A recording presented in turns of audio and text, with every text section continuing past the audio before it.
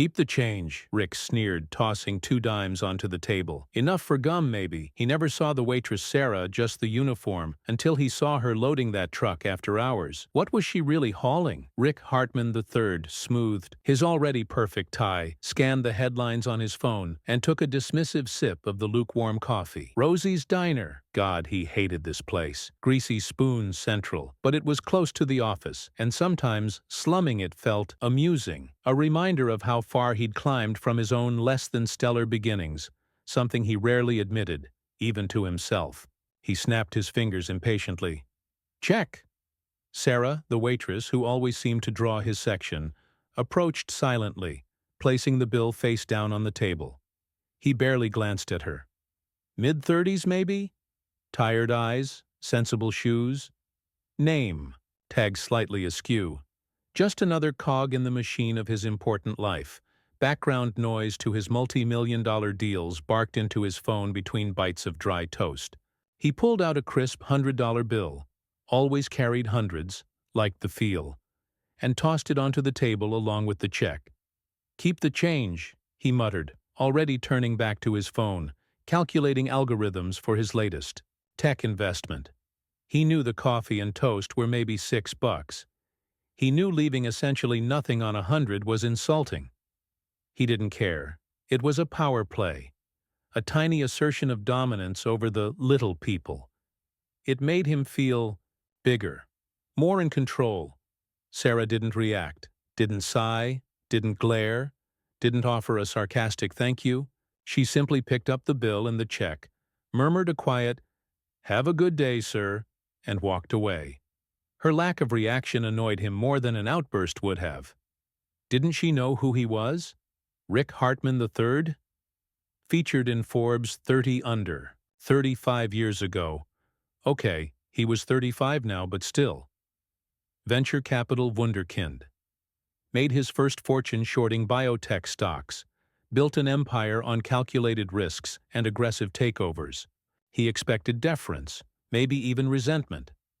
Her quiet neutrality felt like indifference, unacceptable. He watched her move through the diner, efficient, unobtrusive, refilling coffee for old Mr. Henderson, wiping down counters, taking orders, with a practiced, weary patience.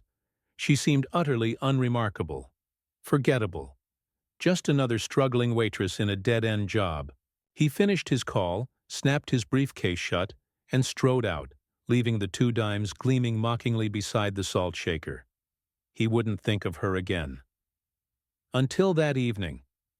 Rick often worked late, driven by a restless ambition that sleep couldn't satisfy.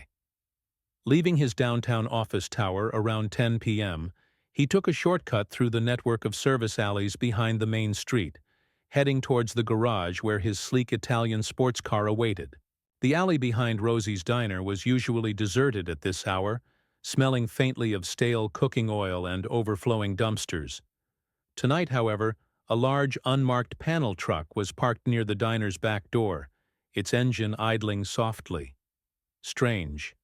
Deliveries usually came much earlier. Curiosity piqued, Rick slowed his pace, staying in the shadows. The diner's back door opened, spilling yellow light into the grimy alley. 2 figures emerged, silhouetted against the light. One was burly, nondescript, dressed in dark work clothes. The other... Rick squinted. It was Sarah, the waitress. But she wasn't wearing her uniform. She was dressed in practical dark jeans and a hoodie. Her movements quick, efficient, purposeful. Gone was the weary deference. This woman moved with confidence, authority almost. She supervised as the burly man carefully loaded several large, oddly shaped objects covered in heavy tarps into the back of the truck. They handled the items with extreme care, securing them with straps. Rick couldn't make out what they were, but they looked heavy, dense. Definitely not typical diner supplies like sacks of potatoes or boxes of napkins. What was going on? Was she stealing equipment? Involved in some shady black market deal? The incongruity was jarring. The unremarkable waitress handling mysterious cargo in a dark alley after hours. It didn't compute.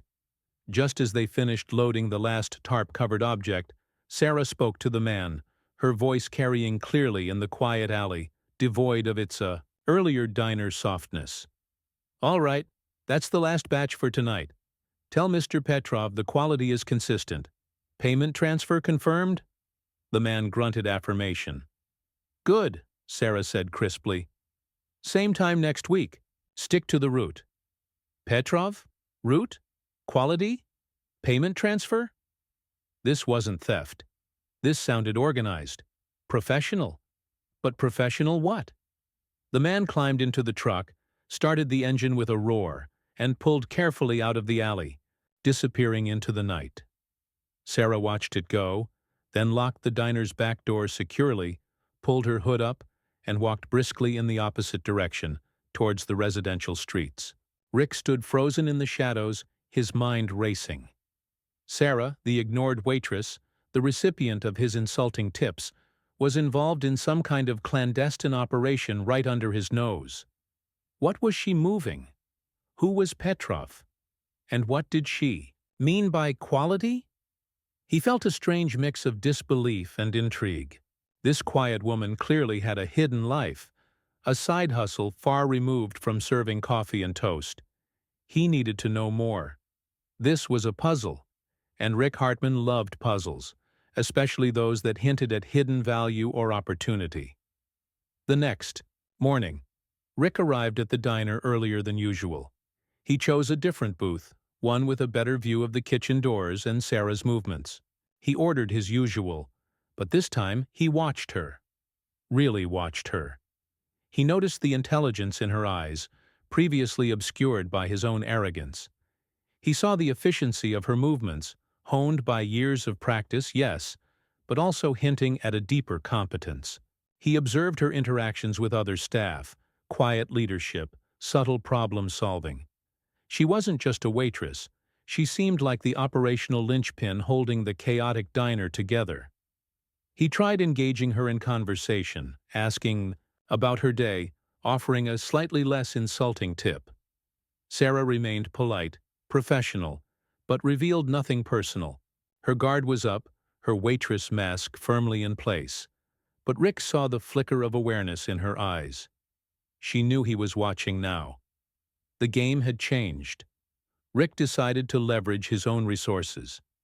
He hired a private investigator, a discreet, former NYPD detective named Mike, known for digging up information others couldn't find.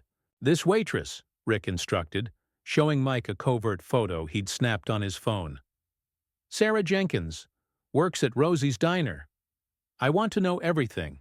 What she does after hours, who she meets, especially anything involving late-night deliveries, unmarked trucks, someone named Petrov." Mike raised an eyebrow but took the retainer. "Unusual request, Mr. Hartman? Any particular reason?" "Just a hunch," Rick replied evasively. "Let's call it competitor research." Mike's initial findings confirmed Sarah's seemingly mundane life. Small apartment, no known vices, worked long hours. But he also confirmed the late-night activity. The unmarked truck appeared sporadically, always after midnight, always parked in the alley behind Rosie's. Sarah supervised the loading of heavy, covered objects. The truck followed varying indirect routes out of the city. Petrov remained elusive, likely an alias. The cargo? Unknown. Mike suspected stolen goods, maybe high-end electronics or art, but he couldn't get close enough to confirm without risking detection. Rick grew impatient. Stolen goods felt too small time for the level of organization Sarah seemed to possess. There had to be more. He remembered the way she handled the objects, the care, the talk of quality. It hinted at something specialized. Then came the breakthrough, the midpoint twist. Mike managed to attach a micro GPS tracker to the panel truck during one of its late-night pickups. He tracked its route. It didn't go to a warehouse or a pawn shop. It traveled miles out of the city, deep into a heavily wooded industrial park, stopping at a nondescript building with no signage, surrounded by high fences and security cameras. a building officially listed as belonging to a defunct plastics company.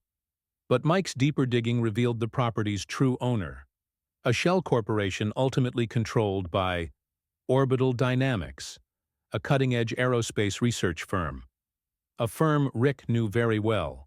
He held a significant hostile investment position in Orbital Dynamics, acquired during a recent market dip.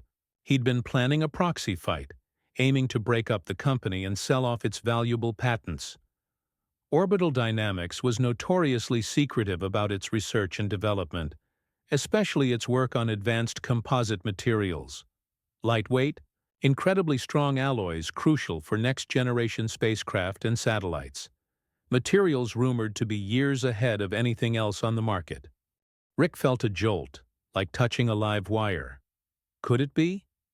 Sarah wasn't moving stolen TVs.